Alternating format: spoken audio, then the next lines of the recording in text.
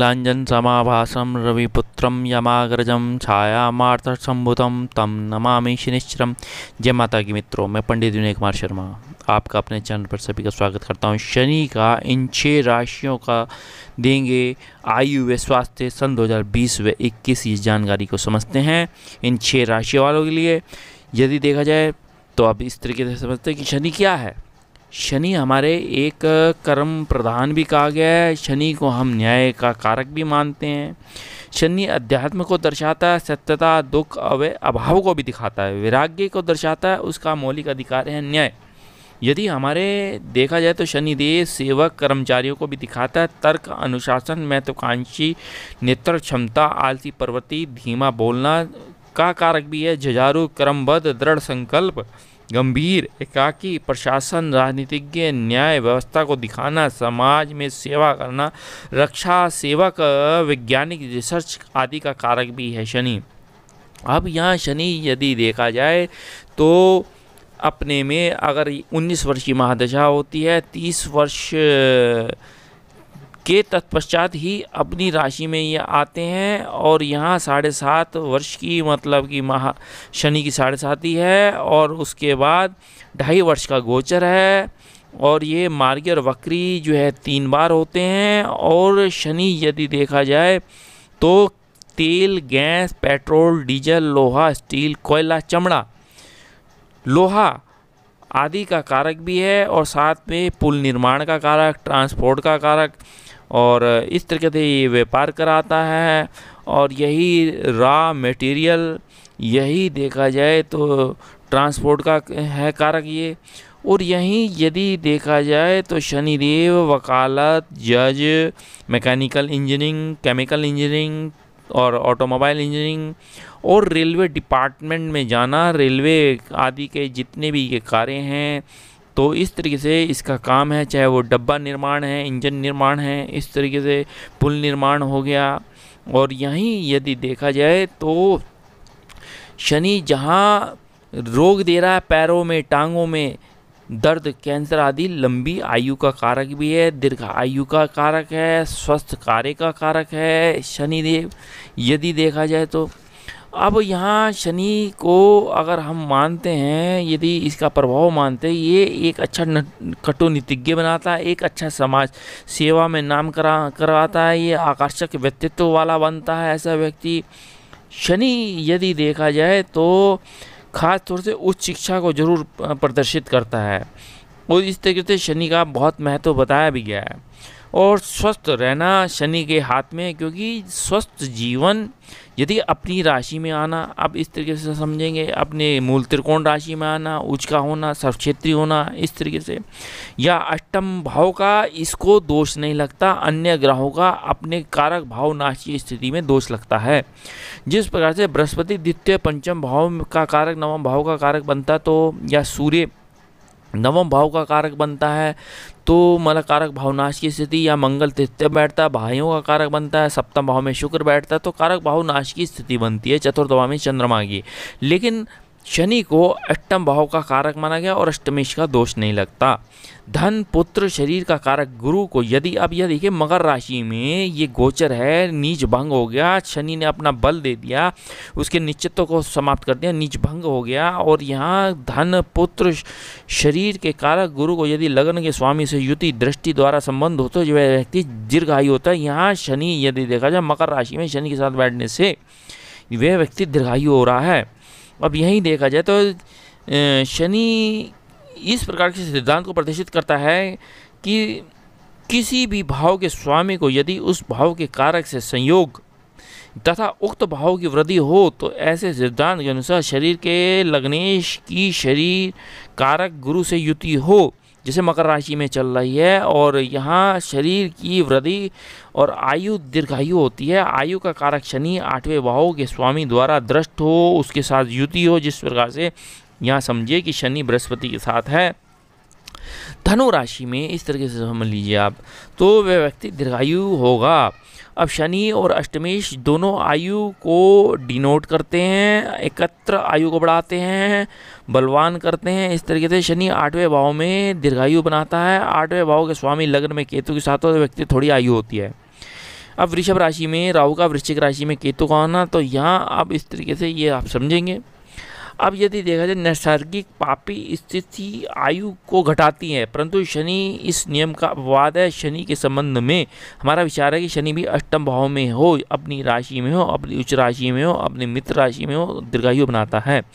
शत्रु राशि में शनि अष्टम में हो, आयु को कम करता है। अष्टमेश लगन में हो, इस मात्र का कोई परिणाम नहीं निकलना चाहिए। और तात्पर्य यह है कि आयु दो अर्थात अष्टमेश और लगन एक स्थान पर हो तो व्यक्ति दीर्घायु और पाप प्रभाव से अल्पायु का निर्माण करता है।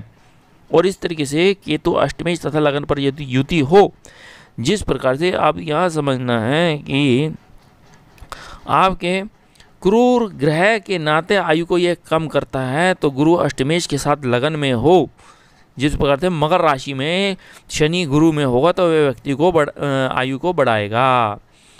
इस तरीके से आपने समझना है। तो अब यहाँ समझते हैं कि मिथुन राशि वाले अष्टम भाव में शनि है, सर्वप्रथम मकर राशि में। तो शनि मकर राशि में रहने से दीर्घायु बना रहा है, क्योंकि शनि जिस भाव में बैठता है उस भाव की वृद्धि करता है। और बृहस्पति के साथ बैठ के शनि स्वक्षेत्री बैठ के और कारक भाव नाश की स्थिति होने से शनि दीर्घायु बना रहा है, भाग्य उदय कर रहा है, क्योंकि भाग्येश भी है। अष्टम भाव हमारे गुप्त धन है, गुप्त रिसर्च है, ससुराल है, एजुकेशन है, गुप्त धन है, तो इस तरीके से लाभ दिलेगा। अब यही शनि की देखा जाए तो दशम भाव में दृष्टि आना, यही शनि की द्वितीय भाव में दृष्टि आना, यही शनि की पंचम भाव में दृष्टि आने से व्यक्ति को ऊंचा पद, मान, यश, कीर्ति में वृद्धि करेगा, सरकारी क्षेत्रों से लाभ देगा, सरकारी नौकरी में परिवर्तन भी कराएगा और यहाँ धन भी देगा, कुटुंब और परिवार के सहयोग और मदद से ऊंचा पद भी देगा।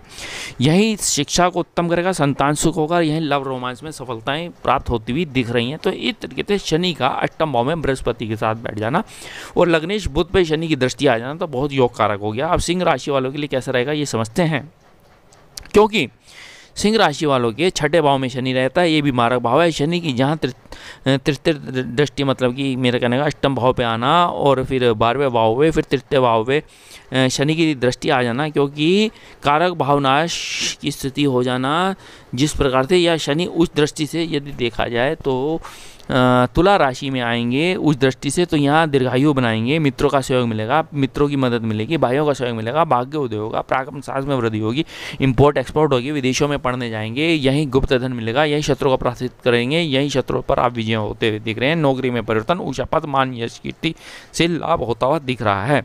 जहाँ उत्तराषाढ़ा नक्षत्र में और श्रवण नक्षत्र में गोचर होना, 20 में उत्तराषाढ़ा नक्षत्र में गोचर करते हैं और 21 में श्रवण नक्षत्र में गोचर करते हैं, तो ऐसी स्थिति में यहाँ ये समझा जाए कि बहुत अच्छा पॉजिटिव साइन मिलता हुआ दिख रहा है कि सूर्य बलवान होगा, सूर्य सरकारी पद आपको देगा, सूर्य आपको यशस्वी बना रहा है।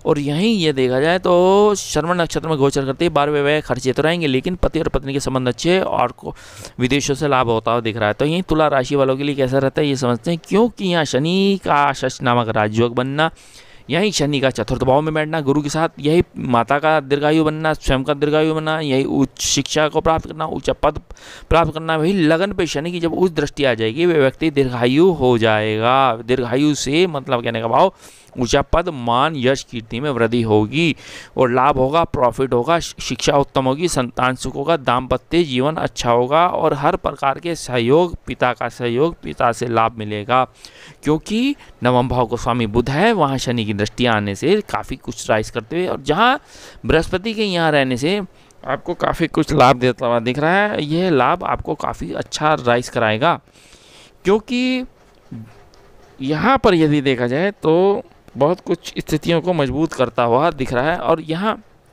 धनु राशि वालों की कैसे रहते हैं, क्योंकि शनि का क्या है, जिस भाव में बैठता है उस भाव की वृद्धि करता है। जैसे शनि चतुर्थ भाव की में बैठेगा तो चतुर्थ भाव की वृद्धि करेगा, अष्टम भाव में बैठेगा अष्टम भाव की वृद्धि, आयु की वृद्धि करेगा, यही मतलब कि पराक्रम की वृद्धि करना, इस तरीके से समझिए। अब धनु राशि में धन भाव में बैठेगा, धन की वृद्धि करेगा, कुटुंब की वृद्धि करेगा, कुटुंब में नए मेहमान का आने का योग बनेगा। और यहीं यदि देखा जाए उत्तराषाढ़ नक्षत्र में गोचर करने से आपके पिता का मतलब अच्छा सहयोग मिलेगा, पिता की मदद से आपका भाग्य उदय होगा। और यहीं देखा जाए तो चतुर्थ भाव में दृष्टि आने से पराक्रम और साहस में वृद्धि और सुखों में वृद्धि और मकान भूमि वाहन सुख प्राप्ति का योग। और जहाँ शनि का काम पेट्रोल है, डीजल है, केमिकल है, ट्रांसपोर्ट है, पुल निर्माण है, इस तरीके से सड़क निर्माण है, इस तरीके से chemical engineering, mechanical engineering, automobile engineering, तो हर प्रकार से इन राशियों को ये लाभ मिलना ही मिलना है और भाग्य उदय होना है और ये आयु दीर्घायु होगी क्योंकि शरीर स्वस्थ होगा। क्योंकि लग्नेश का शनि के साथ बैठ जाना, मेरा कहने का भाव था जब मैंने कहा कि मतलब कि लग्नेश का जब शनि के साथ बैठना तो व्यक्ति दीर्घायु होगा और आयु पे दृष्टि आने के कारण। अब इस तरीके से मकर राशि में शनि का गोचर और ये शनि षष्ठला मकर राशियों का निर्माण और शनि लग्न में बैठने से व्यक्ति को स्वस्थ करेगा, अपनी राशि में बैठेगा, दीर्घायु बनाएगा, दीर्घजीवी बनाएगा। अब जहाँ इतना मेरा कहने का भाव ये था कि उत्तराषाढ़ नक्षत्र में गोचर करने से व्यक्ति का सूर्य है तो फिर दीर्घायु, फिर यहीं यदि देखा जाए तो अब इस तरीके से ये है कि आपका दाम्पत्य जीवन अच्छा, शिक्षा उत्तम, शिक्षा में सफलता, जहाँ बृहस्पति की स्थिति मजबूत हो रही है, पराक्रम और साहस की वृद्धि अच्छी हो रही है। तो ये शनि सब क्षेत्रों ना, मूल त्रिकोण राशि में ना, उच्च का हो जाना, मित्र राशि में आना, तो कहने का भाव ये व्यक्ति दीर्घायु होता है। तो अब मीन राशि वालों के लिए यदि यहाँ समझना है कि आपके शनिदेव लाभ भाव में रहेंगे, लाभ देंगे, प्रॉफिट देंगे, मंथली इनका अच्छा रहेगा। यही लग्नेश बृहस्पति जब कारक शनि है तो उस आयु का, तो शनि के साथ जब बैठेगा तो उस व्यक्ति को लाभ देगा, प्रॉफिट देगा, मंथली इनकम अच्छा रहेगा, उस शिक्षा रहेगी, संतान सुख होगा। जहाँ अष्टम भाव पे उच्च दृष्टि आने से शनि की वह व्यक्ति दीर्घायु हो जाएगा, दीर्घजीवी हो जाएगा। इस तरीके से ये शनि का दृष्टि आना, शनि की बृहस्पति के साथ युति होना, शनि का मकर राशि में गोचर करना, अष्टम भाव में गोचर करना, लगन में गोचर करना, ऐसे व्यक्ति को दीर्घ आयु बना रहा है।